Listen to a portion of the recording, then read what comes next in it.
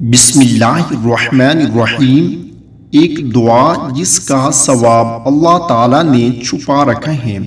رسول اللہ صلی اللہ علیہ وآلہ وسلم نے ارشاد فرمایا، ایک بار ایک شخص نے یہ کلمہ کہا، فرشتے گھبرا گئے کہ اس کا کتنا اجر لکھیں۔ کلمات کیا ہیں؟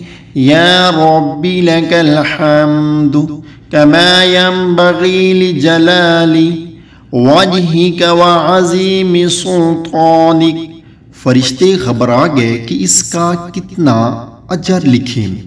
آخر اللہ تعالیٰ سے انہوں نے عرض کیا کہ آپ کے بندے نے ایک ایسا کلمہ کہا ہے کہ ہم نہیں جانتے کہ ہم اس کلمے کا ثواب کیا لکھیں۔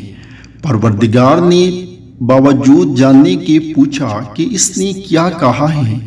انہوں نے بیان کیا کہ یہ کلمہ کہا ہے۔